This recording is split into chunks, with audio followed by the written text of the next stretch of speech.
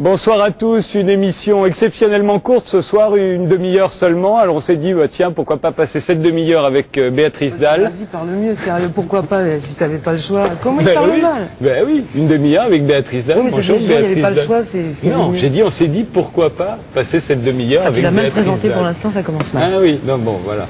Alors Béatrice Dalle, vous êtes à l'affiche de À l'intérieur, qui va sortir pas ce mercredi-là, le mercredi prochain, le 13 juin, c'est ça? Et c'est quand même très très bizarre comme rôle parce que c'est le film le plus gore, peut-être le plus sanglant de l'histoire du cinéma français. Ouais, bah quitte à faire quelque chose, faut toujours que ce soit le plus méchant, le plus con éventuellement, mais le plus quelque chose. Vous avez fait le plus con? Non, ah non, ça, non, par contre. Non, je sais pas, j'ai un standing à tenir, donc non, je fais super gaffe à ce que je fais. Mais vous le saviez que ce serait le plus gore, le plus sanglant Non, parce que, comme d'habitude, j'avais pas lu le scénario, quoi. Mais peu importe, voilà, c'est pas grave, ça. Mais je suis vachement fière du résultat, en tout cas. Non, bien sûr. Vous saviez quand même que vous alliez vous retrouver à cogner sur une femme enceinte pendant presque une heure. Qu'est-ce que ça peut faire? C'est du cinéma. À partir de là, on peut tout faire au cinéma. Donc oui, ça me dérange absolument pas. On peut tout faire parce qu'on sait que ça n'est pas vrai, mais le spectateur, lui, pense que c'est vrai. Enfin, il y croit. Ouais, enfin, je sais bien qu'on parle après quand il y a des faits divers, parce que si les gens ont l'esprit si faible, bah, faut pas qu'ils regardent le journal de 20h, alors parce qu'il se passe des choses tellement plus trash que dans mon film que... Je suis sûr que la plupart des actrices auraient refusé ce rôle. C'est un rôle difficile à porter pour une femme. On vous l'a sûrement proposé qu'à vous, d'ailleurs. Ils n'ont pas eu le temps de savoir si les autres refuseraient. Non, mais c'est pas comme ça qu'il faut le tourner décidément, tu vas absolument me casser. Ils m'ont proposé qu'à moi, parce qu'il n'y a que moi qui pourrais bien le faire. Voilà comment il fallait le dire. C'est comme ça. Ouais. Bon, on va regarder tout de suite un extrait, comme ça on va s'apercevoir à quel point vous le faites bien. Donc, un extrait de À l'intérieur. Faites attention quand même, voilà, attendez-vous à avoir peur. Bah, pour un film d'eau. Ça doit être dur pour vous d'en faire la promotion de ce film, parce qu'il est quand même sur un tabou énorme. Oui, mais moi, je vous dis, ça me traumatise pas du tout. J'y pense absolument pas. C'est du cinéma. À partir de là, on a le droit de tout. C'est comme dans l'écriture, c'est un film, on a le droit de montrer tout ce qu'on veut, quoi. Donc ça me dérange absolument pas. Moi, il y a une chose qui m'a dérangé dans le tournage, c'est porter un faux fond de femme enceinte. C'est le seul truc qui m'a traumatisé. Oui, pourquoi? Parce que ça n'est pas du tout mon truc. Donc. Oui, c'est un drôle de rapport avec les enfants au cinéma. Hein. Soit vous pouvez pas en avoir, soit je les mange, soit vous les mangez, soit vous les abandonnez, soit. Ça va aller jusqu'où? Ben, je me dis, je comprends pourquoi j'essaie d'adopter un enfant, ils veulent pas. C'est vrai, vous essayez et ils veulent pas vraiment? Non, mais de toute façon, je pourrais pas, il y a plein de raisons autour que je ne peux pas, mais j'aimerais beaucoup, vraiment. Moi, je voudrais une famille où les mômes, ils sont toutes des couleurs. Tu te dis, quand ils vont grandir, forcément, ils seront plus tolérants. Ce qui n'est pas forcément vrai, parce que quand tu vas dans les écoles où les mômes sont toutes les couleurs, il y a encore des trucs qui arrivent, comme ces derniers temps. Donc, effectivement, c'est pas forcément la solution, mais j'aurais envie de croire que si, quoi. J'ai remarqué, Béatrice Dalle, qu'avant on vous noircissait, on vous croyait capable de tout. Non, on vous croyait capable de tout. C'était ça ce que vous disaient les journalistes ou dans les interviews, on sentait ça.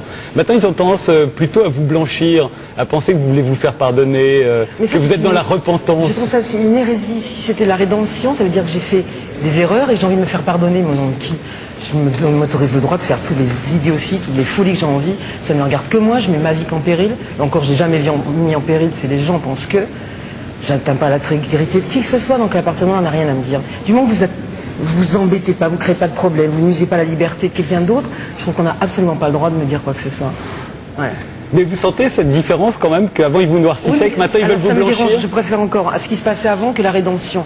Parce que rédemption veut dire je veux me faire pardonner quelque chose. Je n'ai jamais fait de mal à qui que ce soit. Ni en parole, ni en geste, donc ça suffit, quoi. Au nom de quoi je veux me faire pardonner quelque chose? Non.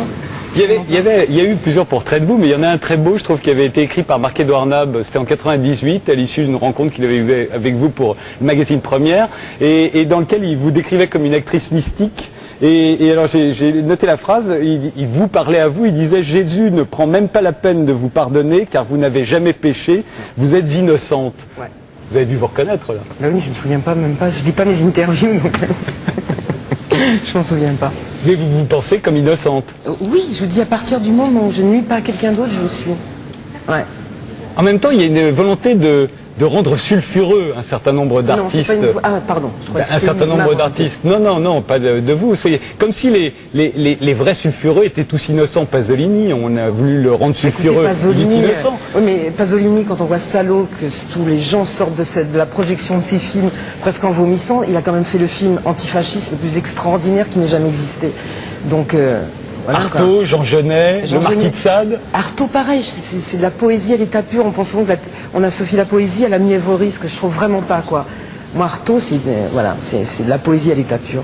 Donc, sulfureux, en quoi il est sulfureux? Les poètes sont les vrais rebelles, certainement, ouais. Ouais. C'est que les autres se taisent tellement que ça les dérange quand quelqu'un pense de cette manière. Jean Genet aussi. Oui, mais j'ai fait quoi, moi, 4 heures à Châtillard? C'est la seule chose qui m'a fait pas entendre parler, lire quelque chose de Genet, rien d'autre sinon. Vous ne connaissez pas à part ça? Non. Et le Marquis de Sade, vous le trouvez innocent lui aussi? Parce que Dieu sait si on a voulu le rendre sulfureux. Oui, parce que ça n'est que des écrits, tout ça. Le mec, on l'a mis en prison pour des choses qu'il a écrites. Ça nuit à quoi l'écriture, quoi? Malgré qu'on le menace de s'il continue, il passera sa vie en prison, il continue à écrire. Ça n'est que des choses écrites, on a le droit à tout de cette manière. Enfin, je pense, ouais.